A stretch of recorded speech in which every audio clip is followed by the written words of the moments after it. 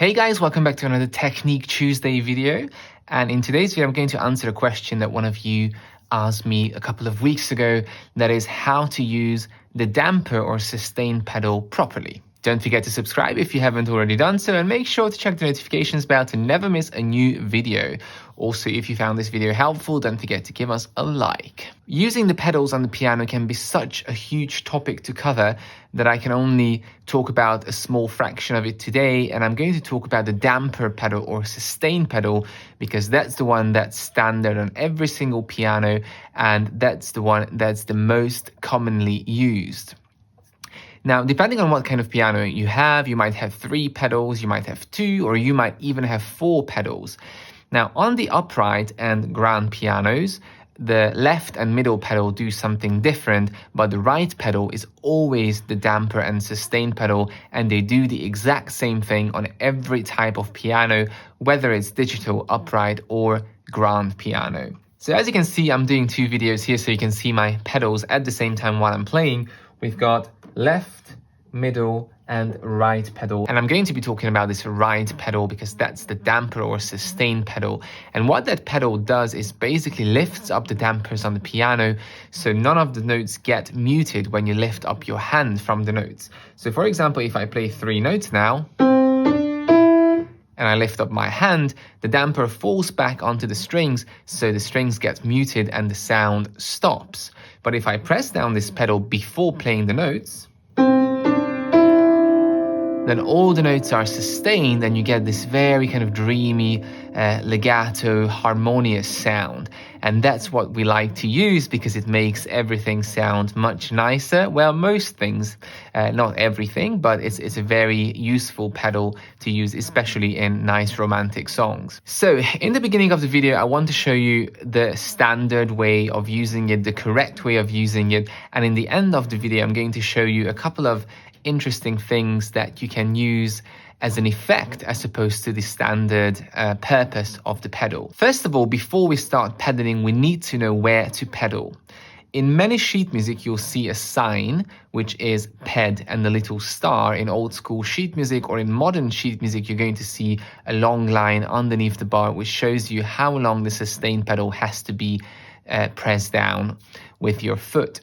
And these are very useful because they show you when to play the pedal and when to release it. But in most sheet music, you will not see any sign for the pedal, especially in pop sheet music. And you have to figure out yourself when to press down the pedal and how long to hold it down for. So the standard definition for using the pedal properly is basically to connect notes that belong to the same harmony or roughly into the same harmony with passing notes.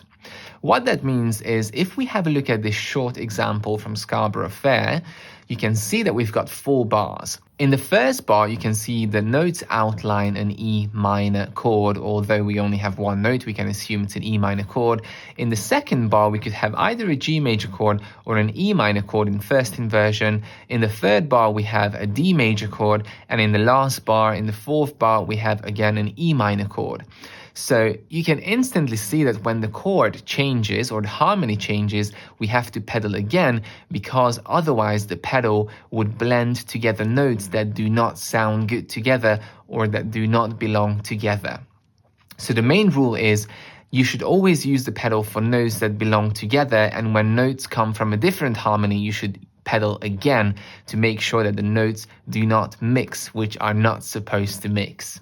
I hope that makes sense. So if you don't have any pedal marks, always learn or study the score to make sure you understand where the harmony changes. Sometimes the harmony changes just once a bar, sometimes the same harmony stays for 5 bars, and sometimes you have multiple harmony changes within 1 bar, and then you should pedal multiple times in 1 bar. But in this simple example, we're going to pedal once every bar. Now, before we play this, let's do a very simple exercise. So I'm going to show you what most people do when they start using the pedal. I'm going to play a 5-note scale, this with the pedal. So as you could hear, without the pedal, none of the notes get sustained, but I can still play legato. Now, if I press down the pedal and I start playing, and I keep down the pedal for all the notes, then they all get blended and I get a very kind of blurry, muddled sound. It could be nice in certain contexts, but it's not the purpose of the pedal. Now, when I ask students to pedal with every single note in this exercise, just to practice pedaling without any complicated music, they usually do this.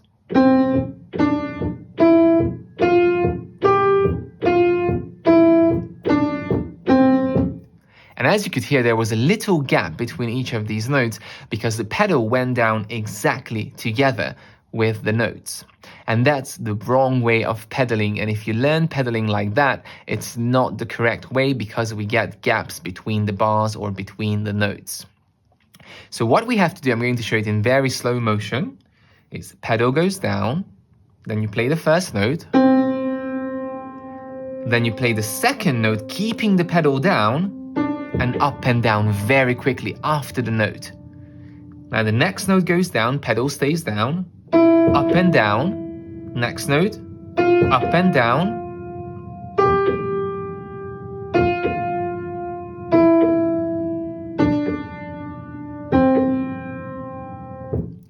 and this way all the notes are connected, all the notes are sustained, but none of them are going to get blurred together. Maybe just for a fraction of a second when the pedal comes up and down, but there's going to be no gap between the bars. And that's the correct way of pedaling. So you never pedal together with the note, you press down the note and the pedal quickly comes up and down right after the note, while the note is still down.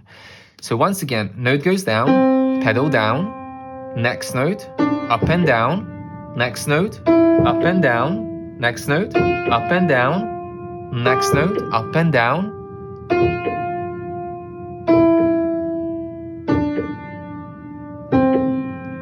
And this is the easiest way to practice playing these 5 notes with the pedal going up and down. When you play actual music, it's going to be a lot harder because you have to focus on the rhythm of the music as well.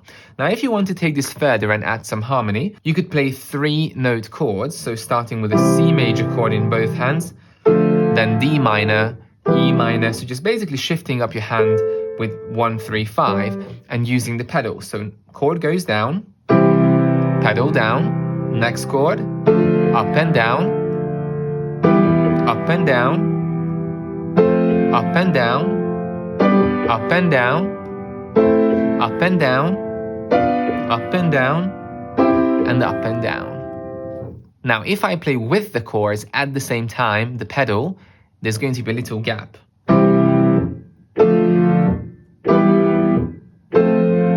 But if I keep the pedal down all the way through, like many people do who are lazy to do good pedaling, it sounds like this.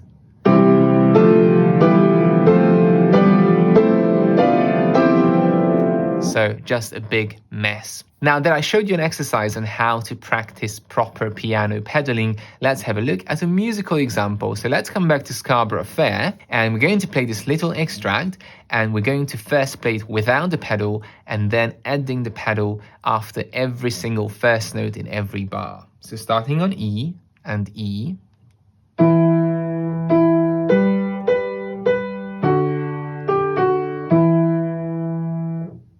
Now let's do it with the pedal. So note goes down, pedal down, next note, pedal up and down, next note, pedal up and down, next note, up and down. Now without me talking.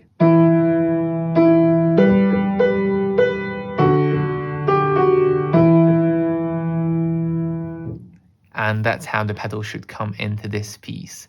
So I hope this answered the question on how to use the damper pedal. So always after the note, quickly up and down and sustain it into the next harmony change.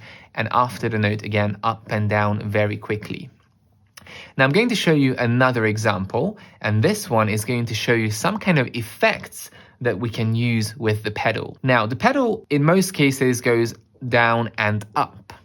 But down and up is not just up and down, there are certain other levels between the up and down. Now this might not work on all pianos, especially digital pianos, which are only capable of down and up.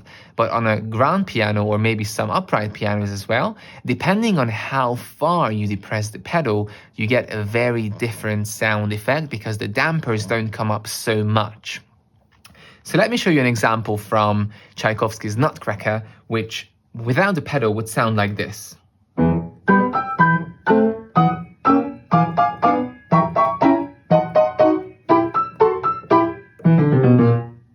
So very nice staccato, kind of mysterious. Now let's say I find that way too dry, so I'm trying to add some pedal.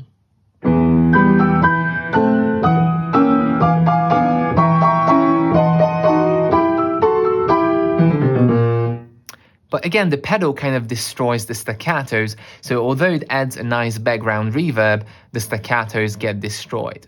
Now see what happens when I press down the pedal just halfway through. I'm going to get a very nice background reverb, but the staccatos are going to still be very effective. So you have to experiment here how far down you have to press down your pedal.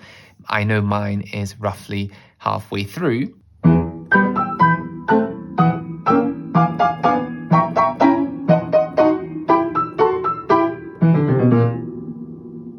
See, my staccatos were untouched, but if you listen carefully with headphones, you can hear there is a very subtle background reverb, which adds warmth to the playing, especially if you're not in a big concert hall where you would get that reverb anyway. Like in my living room here, where the reverb is very dry, then using the pedal halfway through can add some kind of a mysterious effect and warm up the sound without destroying the articulation. So this is just a little extra bonus on how to use the damper pedal for kind of special effects, or to use it for a different purpose other than sustaining the notes that belong together. I hope you found this helpful. If you have any more questions about the damper pedal, leave them in the comments. I try to answer them. Thank you very much for watching, and as always, subscribe for more.